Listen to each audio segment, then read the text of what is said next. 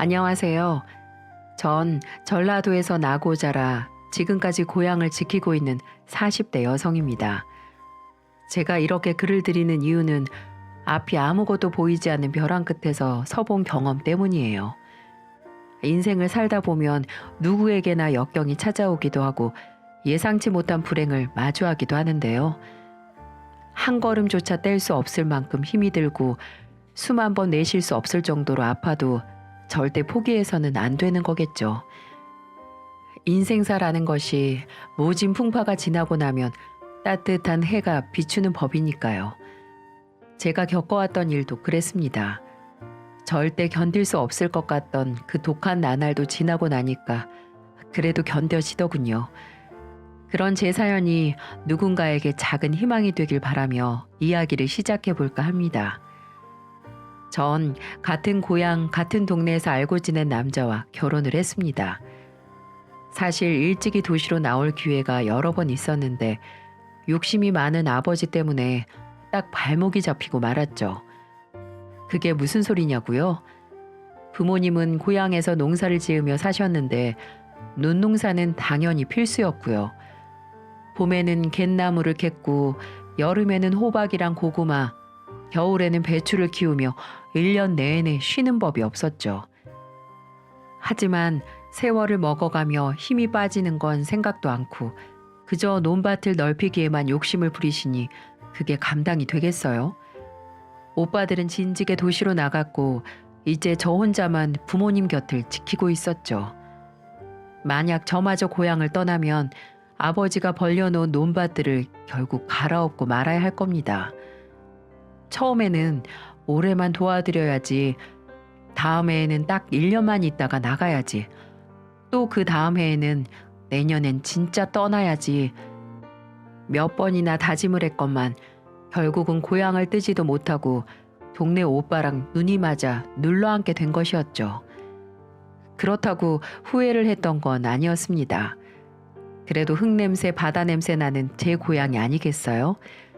늘 제겐 어머니의 품 같은 곳이었으니까요. 시골 사람들이 다 그렇지만 남편은 특히 더 부지런하고 성실한 사람이었어요.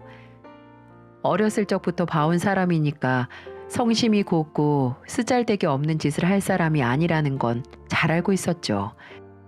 남편은 친정아버지가 고개를 절레절레 흔들 정도로 바지런을 떨었고 배추를 수확해 전국에 출하할 만큼 수완도 좋았습니다.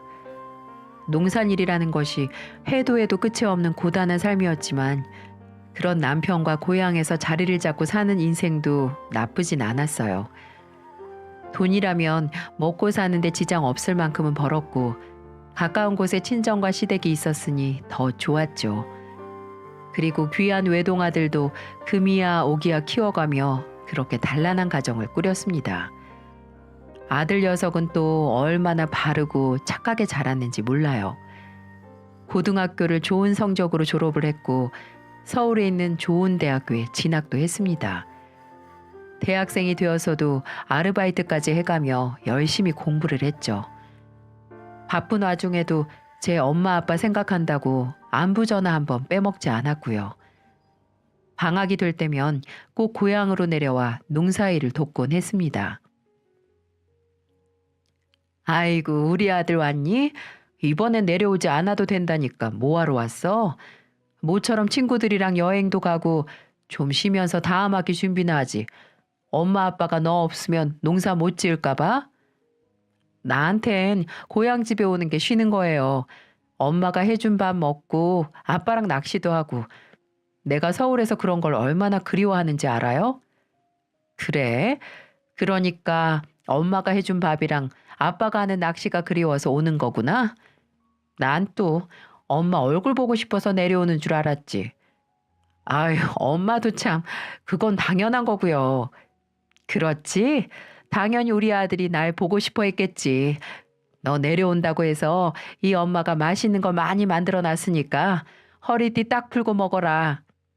와, 너무 기대되는데요? 대체 엄마 밥을 얼마 만에 먹는 거야? 방학 때 보는 아들 얼굴이 얼마나 반갑던지요. 있는 거 없는 거 전부 해먹이고 싶은 게 엄마 마음 아니겠습니까? 아들이라면 끔찍하게 생각하는 남편도 저 못지않게 아들을 반겼죠.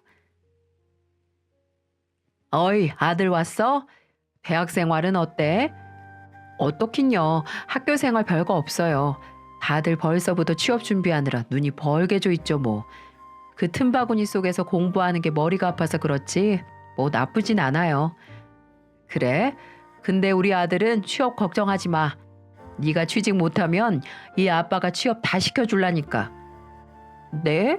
아버지가 날 어디다가 취직을 시켜준다는 거예요? 야, 임마.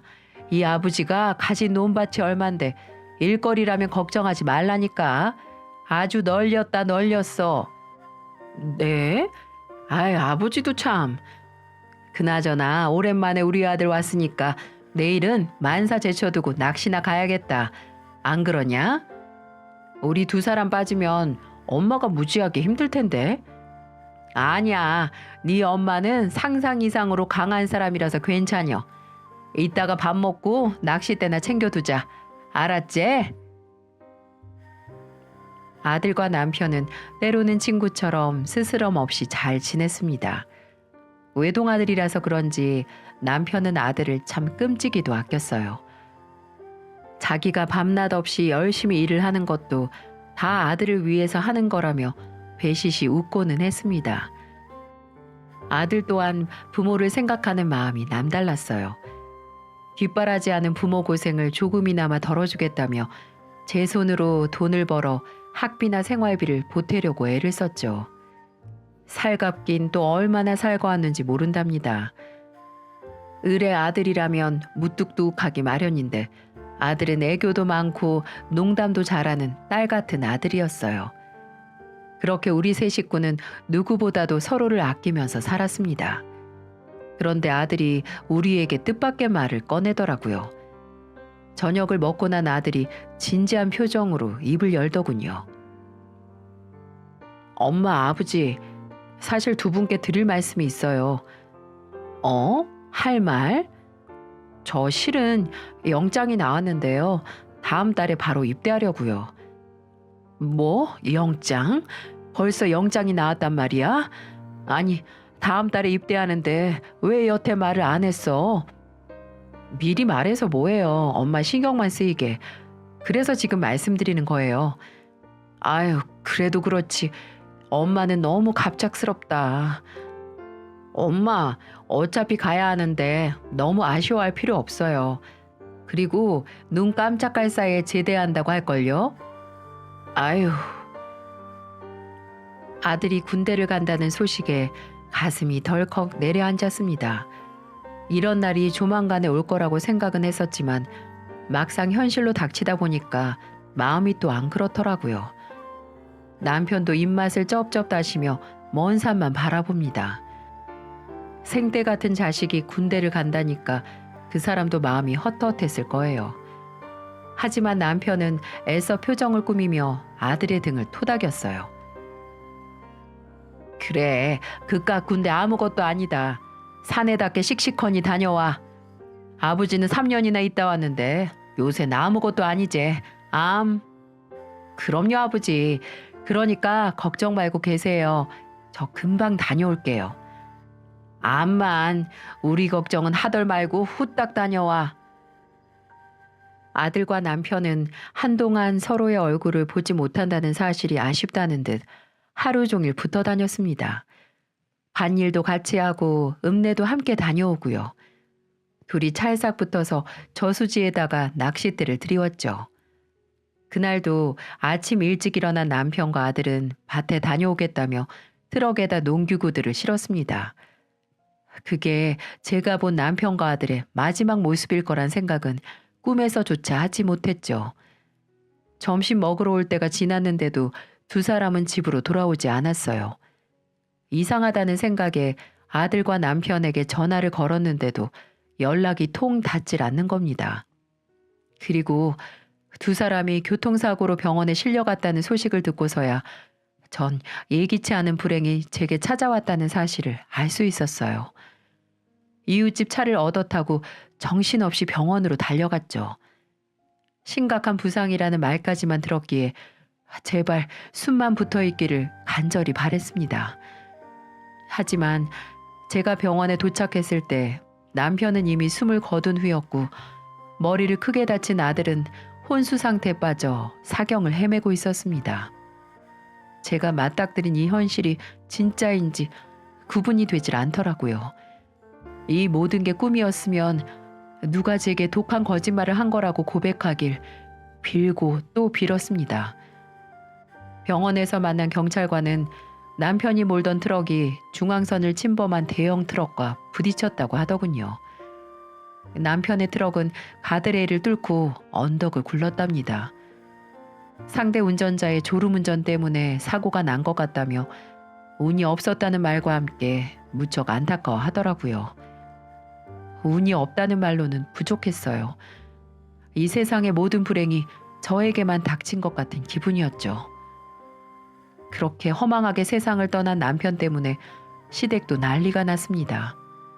혼자 계신 시어머니는 몇 번이나 까무라쳤고 시누이들의 한스러운 통곡은 멈출 줄을 몰랐습니다. 하지만 전 어떻게든 정신을 차려야 했어요. 생사를 다투고 있는 아들을 무슨 수를 써서라도 살려야만 했거든요. 전 의사 선생님을 붙잡고 사정하고 또 사정을 했습니다. 선생님, 제발 우리 아들 좀 살려주세요. 저 아이 저렇게 보낼 수 없어요.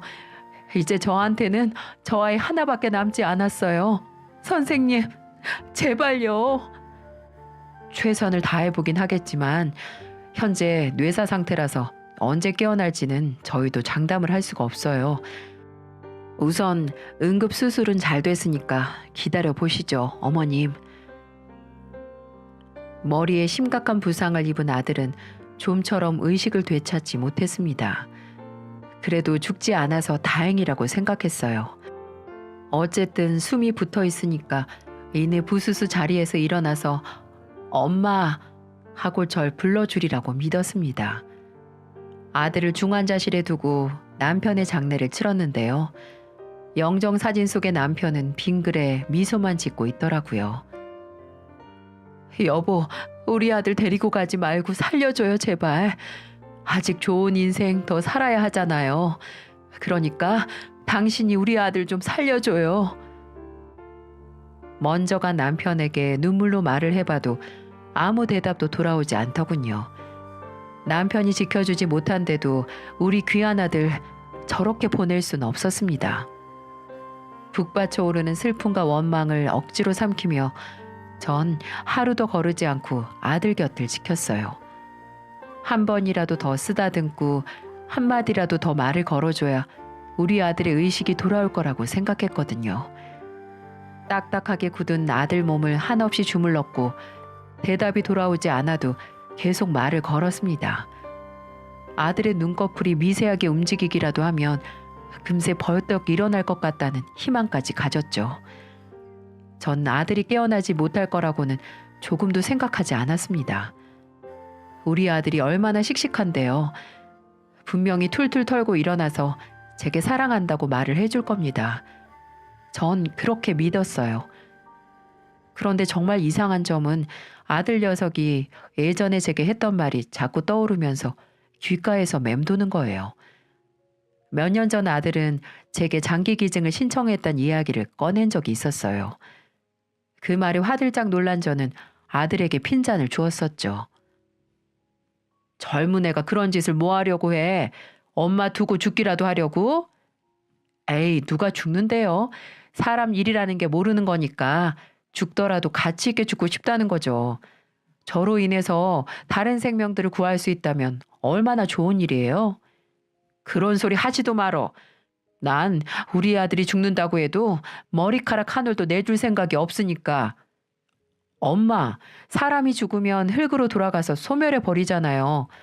그런데 내 일부가 다른 사람한테 가서 더 오랫동안 숨을 쉴 수 있다면 그게 훨씬 더 좋은 일 아니에요? 난 정말 그렇게 생각하는데. 어휴, 알았어. 알았으니까 그런 말은 이제 그만해. 뇌사에 빠진 아들이 마치 제게 말을 하는 것처럼 오래전 그 장면이 머릿속에서 떠나질 않는 겁니다. 하지만 전 철저하게 외면했어요. 아들이 죽을 거라고는 생각하지 않았고 설령 그런 일이 있더라도 귀한 내 자식 몸뚱이를 남에게 주고 싶진 않았거든요. 아들이 눈을 뜨지 못하고 병원 침대에만 누워 지낸 지가 꼭 3개월째 되는 날이었어요. 아들 옆에서 병간호를 하다가 까무룩 잠이 들었는데 노란 꽃밭에서 흰 버선을 신은 아들이 절 흐뭇하게 바라보는 겁니다. 눈빛도 맑고 볼도 발그레하니 안색이 참 좋았어요. 전 너무나 기뻐서 아들을 얼싸안고 펑펑 울었죠. 아이고, 우리 아들이 이제야 일어났구나. 이제야 일어났어. 괜찮니? 어디 아픈 데는 없고? 네, 엄마. 나 아픈 데 하나도 없어요. 저 때문에 그동안 많이 힘들었죠. 죄송해요, 엄마. 아니야. 엄마 힘든 거 하나도 없었어. 이제 우리 아들 일어났으니까 엄마 바라는 거 하나도 없어. 엄마, 나 엄마 곁에 오랫동안 있고 싶어요. 그래, 이제 우리 떨어지지 말고 오래도록 같이 지내자. 그런데 아무래도 나 아버지한테 가봐야 할 것 같아요. 어? 아버지한테? 왜 벌써 가려고? 엄마랑 더 있다가 아버지한테는 나중에 가면 되잖아.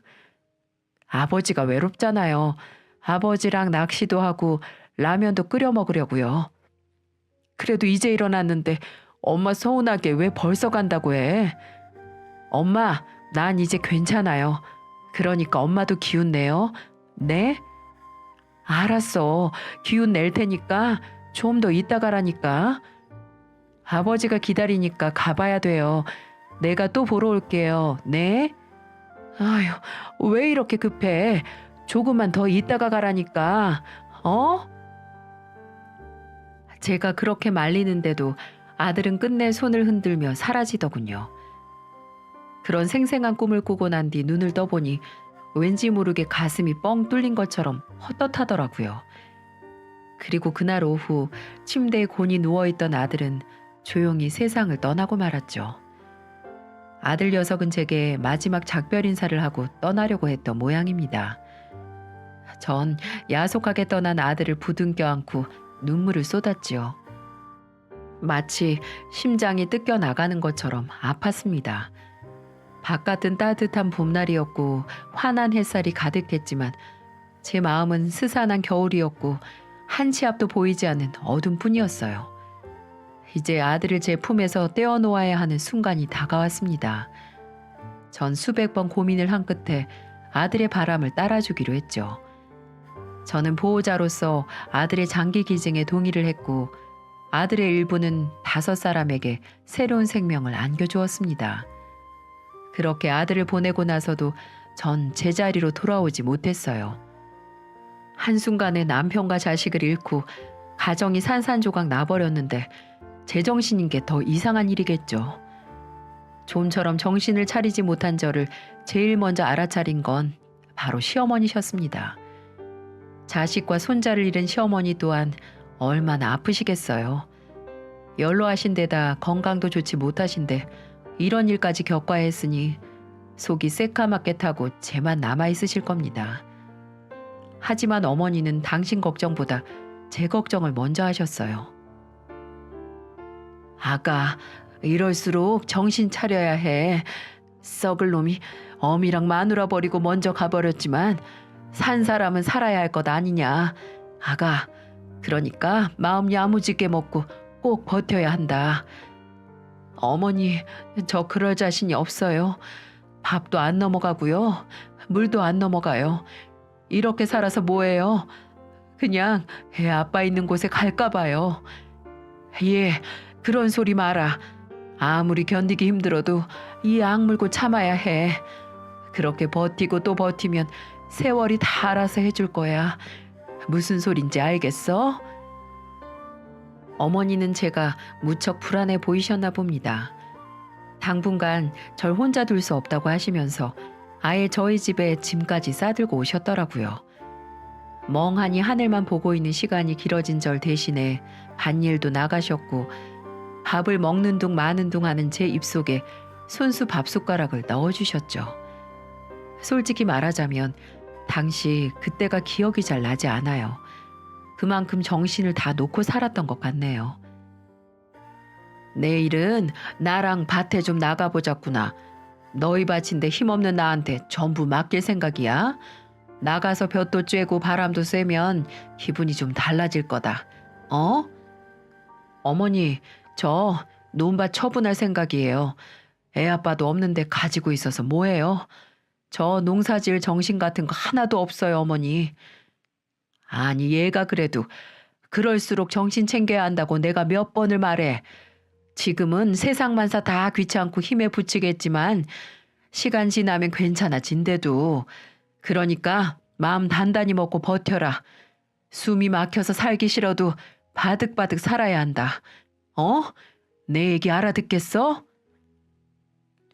시어머니는 물에 빠진 사람처럼 흐느적거리는 저를 붙잡으려고 정말 애를 쓰셨습니다. 하지만 제겐 삶의 의지 같은 것은 조금도 남아있지 않았어요. 비가 추적추적 내리던 어느 날 밤, 전 무슨 정신이었는지 쏟아지는 비를 전부 맞으며 농기구를 넣어둔 창고로 발길을 옮겼습니다. 그리고 그 다음부터는 제가 무슨 행동을 했었는지 기억에도 남아있질 않아요. 눈을 떠보니까 전 병원이었고 제 곁에 있던 시어머니가 절 붙잡고 통곡을 하시더군요. 아이고, 아이고, 정신 좀 드냐?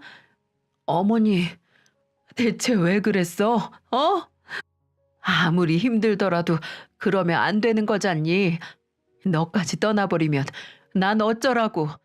어른들 가슴에 대못 받고 싶어서 이러는 게야? 안 된다. 절대 안 돼. 시어머니는 절 붙잡고 눈물을 쏟으셨어요. 가물가물한 정신에도 시어머니의 손에 붕대가 감겨 있는 것이 보이더라고요.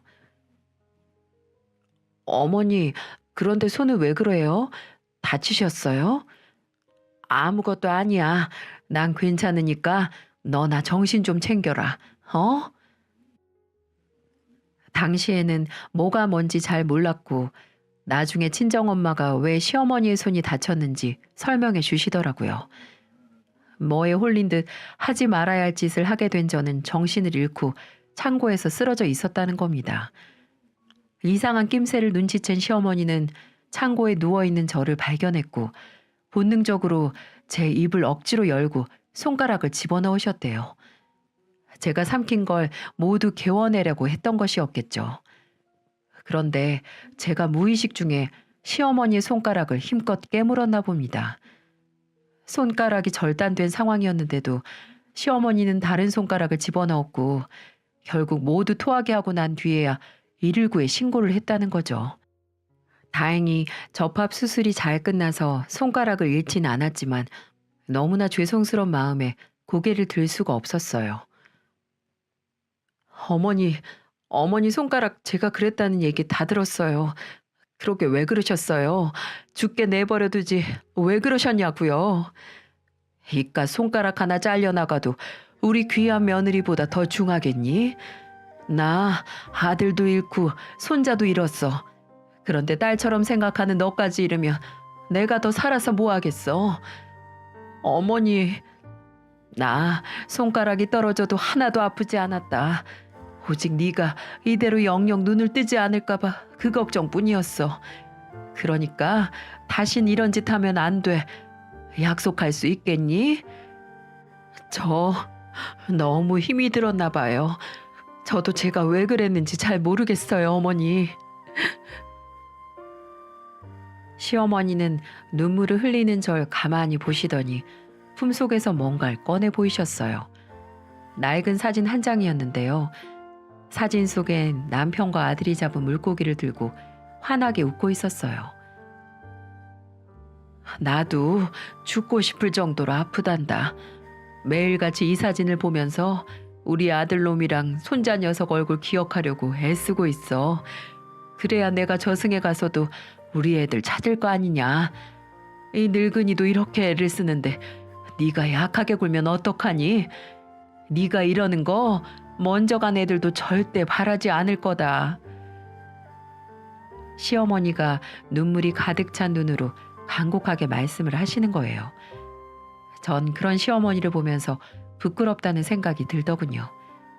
그리고 어머니는 차분한 목소리로 옛 이야기를 꺼내셨어요. 내가 아들 둘이었던 거 알고 있지? 둘째 놈이 20살이 되던 해에 비바람이 억수같이 쏟아지더구나. 저수지가 넘치고 지붕도 날아가고 난리도 그런 난리가 없었지. 그런데 둘째 녀석이 축사를 보러 간다고 나섰다가 그만 흙더미에 깔려서 죽고 말았어. 돌아오지 않는 아들을 찾아서 비바람 속을 헤맸지만 사흘 뒤에야 그놈을 꺼낼 수 있었어.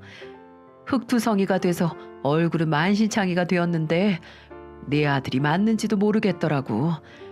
그렇게 생떼 같은 아들을 보내고 그 다음에는 네 시아버지가 논두렁에 처박힌 채 죽고 말았지. 술에 잔뜩 취해 걷다가 심장마비가 왔다든가. 그런데 지금은 큰애도 죽고 손자도 잃은 거야. 이런 내 심정이 어떨지 넌 알겠니? 그랬어요. 결국 시어머니는 남편은 물론 아들 둘 전부를 먼저 보낸 셈이었죠.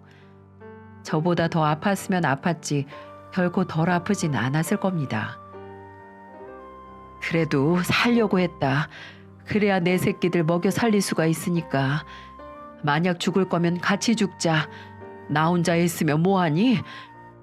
네가 또 죽는다고 하면 나도 이 자리에서 혀 깨물고 죽으마. 어머니, 죄송해요. 그래, 네가 무슨 죄가 있겠니? 하늘에서 이렇게 모질게 구는데 너도 힘들고 벅차겠지. 안다, 나도 알아. 그래도 어쩌겠어, 아가. 우리 살자, 어? 그래도 이 악물고 우리 같이 살자. 어머니. 시어머니와 저는 서로 부둥켜 안고 펑펑 눈물을 쏟았습니다. 같이 살자는 어머님의 말 한마디에 절대 치유되지 않을 것 같은 상처가 조금은 아무는 것 같은 기분이었어요. 그날 이후 전 시어머니를 모시고 단둘이 살았습니다. 아니, 엄밀히 말하자면 오히려 제가 시어머니께 의지를 하면서 하루하루 버틴 거겠죠. 두 사람이 농사를 전부 지을 수는 없었기에 우리가 할 수 있는 만큼만 남겨두고 대부분 임대를 주었는데요. 그래도 여자들이 농사일을 한다는 건 쉽지가 않았죠. 하지만 우리 두 사람이 부대끼며 힘든 농사를 지으면서 상처가 많이 치유된 것 같았습니다. 어머니 말씀처럼 흙을 만지고 볕도 쬐면서 바람도 쐬니까 좀 나아지더라고요. 시간이 지날수록 더 괜찮아질 겁니다. 그래도 남편과 자식을 잃은 상처는 평생 동안 남겠지만 숨은 쉬어지고 밥을 삼킬 수 있을 만큼만 되어도 괜찮겠죠. 시어머니랑 그렇게 꼬박 5년을 넘게 살았어요. 함께 살다 보니까 어머니가 하루도 거르지 않고 사진을 보며 눈물 짓는 모습도 여러 번 보았죠. 자식을 떠나보낸 부모의 마음이 얼마나 애달프고 아픈지 누구보다도 잘 알았습니다. 그래도 시어머니는 정말 강한 분이셨어요. 그 힘든 상처를 가슴에 안고도 뚜벅뚜벅 걷는 어머니 덕분에 보고 느끼는 것이 많았죠. 저보다 더 큰 아픔을 가진 사람이 삶을 숭고하게 여기는 모습에 깨달음을 얻었달까요? 누군가 자신이 가진 아픔을 견디지 못하고 모든 걸 내려놓고 싶을 때 저희 시어머니를 보면 생각이 달라지실지도 모르겠네요. 시어머니는 임종하시는 순간에도 오직 제 걱정뿐이었어요. 아가, 난 이제 애들 만나러 가야 할 것 같구나. 그런데 널 두고 떠나려니까 자꾸 눈에 밟혀. 나 없어도 꿋꿋하게 잘 살 수 있지? 네, 어머니. 제가 살아있어야 제밥도 챙기고 산소도 가꾸죠. 그러니까 걱정하지 말고 먼저 가서 계세요. 저도 명대로 살다가 때 되면 따라갈게요. 그래, 네가 그렇게 말을 하니까 안심이 좀 되는구나. 아프지 말고 건강하게 잘 살아야 한다. 내가 바라는 건 오직 그거 하나야. 네, 어머니. 아프지 않고 건강하게 잘 살게요. 꼭 그렇게 할게요. 시어머니는 그렇게 입가에 엷은 미소를 지으며 눈을 감으셨어요. 마치 당신의 소명을 다했다는 듯 평안한 표정이셨죠. 전 시어머니가 돌아가신 이후 가지고 있던 논밭을 전부 팔았습니다. 그리고 시내 쪽으로 나가서 큰 사업체를 하나 꾸렸어요. 무슨 사업이냐고요? 제 입으로 말씀드리기 조금 부끄럽지만 그건 바로 무료급식 사업이에요. 결식 아동이나 노인분들을 위해 급식을 제공하는 공익사업을 시작했죠. 이유는 딱히 모르겠지만 남은 제 인생을 타인을 위해서 살아보는 것도 괜찮다는 생각이 들었거든요. 주변에서는 이런 제 결정에 대해 걱정들을 했지만 지금은 발벗고 나설 정도로 많이 도와주고들 계십니다. 군에서도 이런 제 사업에 여러 지원들을 아끼지 않으셨고 지금은 제법 자리를 잡아서 지역에선 없어서는 안 될 중요한 곳이 되었네요. 전달할 음식을 준비하다 보면 하루가 정신없이 흘러갑니다. 알아서 찾아오시는 분들도 계시고 저희가 집집마다 가져다 드리는 곳도 있어요.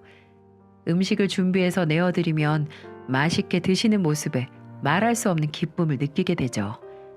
도시락을 배달해서 드리면 요구르트를 내주시며 고맙다는 인사를 해주실 때도 마찬가지고요. 타인을 위한 삶으로 제 상처를 치유한다는 게 참 신기하고 기분 좋은 경험이었습니다. 만약 시어머니가 계시지 않았다면 이런 삶은 절대 알 수 없었겠죠. 아, 그리고 작년에는 저에게 딸과 아들들이 생겼습니다. 그게 무슨 소리냐고요? 그러니까 뇌사 판정을 받고 죽은 아들이 자신의 장기를 기증했잖아요. 아들의 사랑을 받은 친구들이 어떻게 알았는지 절 찾아왔더라고요. 아들보단 한참 어린 친구들이었는데 성인이 돼서야 감사 인사를 하겠다며 수소문을 한 모양이더라고요. 그 친구들을 처음 보니까 눈물이 왈칵 쏟아지더군요. 자신의 일부가 살아있으면 자신이 숨쉬고 있는 것과 똑같지 않겠냐던 아들 말이 생각나면서 정말 제 아들이 살아 돌아와서 절 향해 환히 웃는 것 같았어요. 기특한 그 친구들은 그렇게 저와 인연을 맺고 급식소에 자주 나와서 봉사도 하고 일도 거둡니다. 명절이 되면 잊지 않고 절 찾아와서 절 챙기기도 하고요. 한꺼번에 자식들이 여러 생기는 바람에 요샌 복에 겨워 살고 있네요. 최근에 남편과 아들 꿈을 꾸었는데요. 푸르디 푸른 물가에 낚시대를 들이운 남편과 아들이 두런두런 이야기를 나누고 있더군요. 그 모습이 너무나 평화롭고 좋아 보여서 저도 모르게 다가갔죠. 그러니까 남편이 이를 보이며 환하게 웃는 겁니다. 당신 왔어? 나 이제 왔어요. 그런데 고기는 많이 잡았어요? 한 마리도 못 잡았어. 그래요? 그럼 얼른 집에 오지. 왜 아직도 낚시를 하고 있어요? 낚시 핑계로 우리 아들이랑 시간 좀 보내려고 그랬지. 뭐해요? 아유, 당신도 참. 제가 못마땅한 표정을 지으니까 남편 옆에 있던 아들이 고개를 돌려 저를 쳐다봅니다. 역시 행복한 표정을 지으면서 제게 이러더군요. 엄마도 여기 와서 앉아볼래요? 그냥 이렇게 낚싯대만 잡고 있어도 기분이 참 좋아져요. 엄마는 그런 거 할 줄 모르는데 뭘. 그래도 이리 와봐요. 어서요. 아들의 성화에 조심스레 낚싯대를 잡았는데 뭔가 덜컥 걸리더라고요. 깜짝 놀라서 호들갑을 떨었는데 남편과 아들이 천천히 줄을 감으라며 가르쳐 주더군요. 와, 우리 엄마 대단하네. 어떻게 이렇게 큰 잉어를 잡았대? 안 그래요, 아버지? 그러게 말이다. 아무래도 낚시는 네 엄마가 선수 같다. 우리는 명함도 내밀질 못하겠어. 그러면서 두 사람이 깔깔 웃어댑니다. 그런데 갑자기 나타난 시어머니가 잉어를 다시 물속에다 풀어주는 게 아니겠어요? 전 애써 잡은 잉어가 너무 아깝다는 생각에 어머니에게 물었죠. 아유, 어머니, 그 아까운 걸 왜 풀어줘요? 고아 먹으면 참 맛있었을 텐데. 그만하면 됐어. 잉어는 영물이라 풀어줘야 복 받는 거야. 그나저나 아가 고생 참 많이 했다. 네? 무슨 고생이요? 사느라 고생이지 무슨 고생은. 우리는 여기서 좋게 살고 있으니까 너도 너무 우리 걱정하지 말고 살아야 해. 무슨 말인지 알겠지? 어머니도 참, 다 같이 함께 살면 좋은 걸 왜 저보고 따로 살라고 하세요? 제 핀잔에 시어머니가 아무 말씀을 하지 않고는 따사롭게 미소만 지으시더라고요. 꿈에서 깨어나서도 마음이 뭉클해서 한참이나 멍하니 있었답니다. 그 꿈을 잘 생각해 보니까 하늘에서 절 지켜보고 있는 가족들이 저보고 잘하고 있다며 격려를 해준다는 생각이 들더군요. 그렇게 흐뭇한 마음으로 급식소 문을 열었는데요. 그날 저에게 뜻밖의 소식이 들리는 게 아니겠어요? 급식소에 찾아온 군청 사회복지과 직원이 제게 이런 말을 하는 겁니다.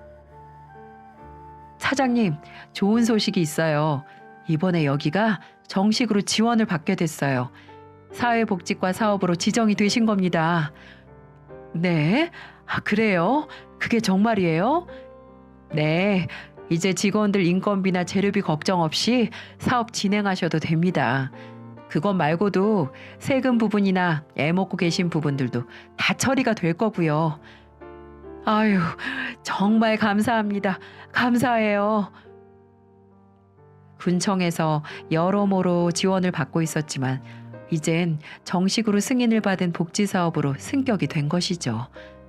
전 어울리지도 않는 소장이라는 감투도 받았고요. 다른 건 몰라도 더 많은 분들에게 식사를 드릴 수 있어서 기뻤습니다. 그리고 혹시라도 제게 무슨 일이 생기더라도 다른 분들이 이어갈 수 있다는 점도 무척 다행스러운 일이었죠. 급식소 직원들도 정직원으로 채용되는 것과 다름이 없어서 적게나마 급여도 지급할 수 있게 되었고요. 제가 이 소식을 전하니까 직원들이 정말 좋아하더라고요. 시어머니가 잉어를 풀어줘야 복을 받는다고 하더니만 이래서 그 커다란 잉어를 물가에 놓아주셨나 봅니다. 그 덕분에 전 어려운 이웃들을 돕는 삶을 잘 해나가고 있습니다. 시어머니와 우리 아들과 남편 보는 날까지 열심히 할 생각이에요. 처음 말씀드린 것처럼 살다 보면 저처럼 까마득한 절망에 빠져버리는 일이 생길지도 모릅니다. 지금 제 사연을 듣는 분들 중에도 혹시 그런 분이 계실지도 모르죠. 그런 분들에게 전하고 싶습니다. 절대 포기하지 말고 버티라고요. 간신히 숨만 쉬어지더라도 조금만 더 견디라고요. 그리고 나면 꼭 희망이 서서히 찾아올 거라고 말씀드리고 싶네요. 모두들 행복한 봄날 보내시고 지금까지 함께 해주셔서 감사합니다.